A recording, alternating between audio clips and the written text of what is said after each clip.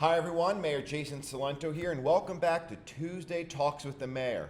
Today is a very special Tuesday Talks with the Mayor because I'm joined with Carmen Burton, our mayor for the day, who will be joining us tonight at our council meeting, Monday, July 6th, where we'll present a proclamation and introduce Carmen to the community, and she'll get to see how council meetings are run and what the overall daily operations are in a municipality. So Carmen, Mayor, welcome.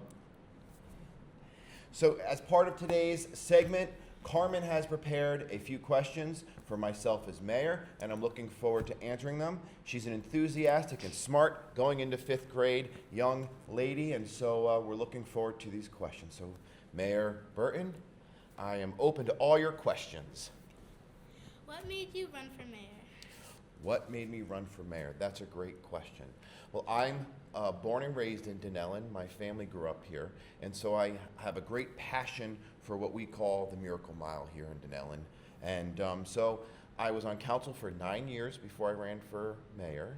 I served my time on council. I believe I got some things accomplished as a council member, and so then I took the step forward on running for mayor because I felt like there was a lot more we could do, economic development-wise, infrastructure improvement-wise, and basically showcase Dunellen more across the state than it was. So those are some of the things that inspired me to run for mayor.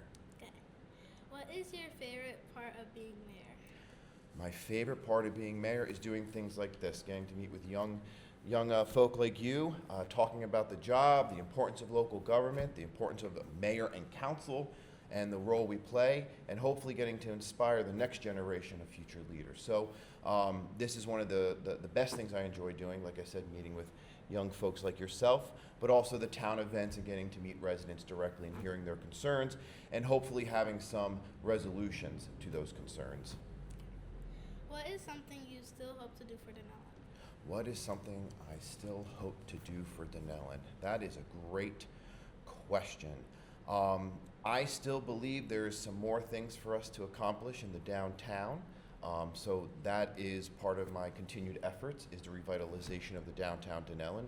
You could see that in some of the development we see, in some of the new businesses.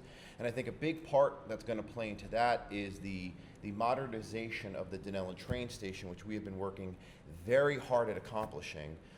We're closer to it being done than we've ever been before with state and federal support. We have some preliminary renderings that New Jersey Transit is working out, but with that also comes significant funding. I believe it's upward of almost $60 million we need between state and federal dollars.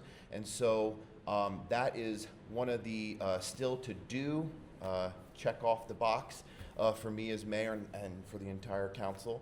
So downtown, revitalization, and a modernized Dunellen train station. Those are my still to do type of things.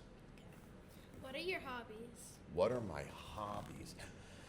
Well, it seems politics and public service have been a big part of my hobbies, but I enjoy music. I'm a big music fan, love rock and roll. I'm a big Meatloaf fan. You're too young for Meatloaf's music. Technically, I am too. I enjoy theater. My wife and I go out and see a lot of theater. We actually met doing theater, community theater. The main thing I do outside of being mayor is spending time with my family, my wife Lindsay and my beautiful daughter Kennedy June, doing activities with them, going to the park, doing swim classes. So yeah, that's what I like to do outside of being mayor. Okay. A lot of people would like to know what can be done to lower taxes in our town. What can be done to lower taxes in our town? That's a great question. Over the past several years, we have been delivering flat tax rates, municipal tax rates, but I know that it can only go so far when your house is valued a certain amount. So our goal is to continue growing other revenue streams. So for example, I spoke about downtown Dunellen. Now, almost 90% of the tax revenue base is based on residential component, so single family or multi-family dwellings in our town. And less than 10% is on industrial or commercial, so the downtown basically. And so our goal is to continue finding revenue stream through that economic development piece of the downtown, so we increase the value of the downtown, so we increase the commercial value to offset what the increase can be on residents. There's been some hardships over the past several years that were unforeseen, unfortunately, such as state health care benefits. They've increased drastically, over 36% almost every single year. This past year, we left the state health care benefits plan, local government, and we went into the marketplace, and we decreased the amount we would have increased on what our benefits would have been, healthcare benefits for employees. So it's finding creative solutions, constantly looking at ways we can do shared services. We have been successful in finding about $9 million in grants to improve roadways and other beautification and infrastructure projects, so that assists with stabilizing or lowering taxes, because it doesn't hit the taxpayer directly. And some of the other challenges we're facing outside of healthcare costs increasing is that for the past 20 years, our municipal aid has remained flat.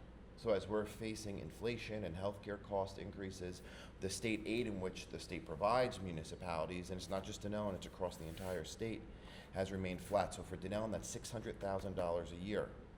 And technically, when we do the formula, we're owed over $1 million per year. So over the past 20 years, we're owed about almost $6 million. So you can imagine what $6 million is out of our budget.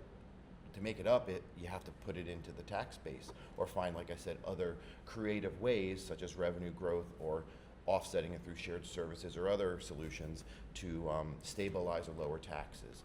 But I can say that Mayor and Council, we are as fiscally responsible as we can possibly be without cutting the quality of services that you as taxpayers, your parents as taxpayers, are owed and deserve.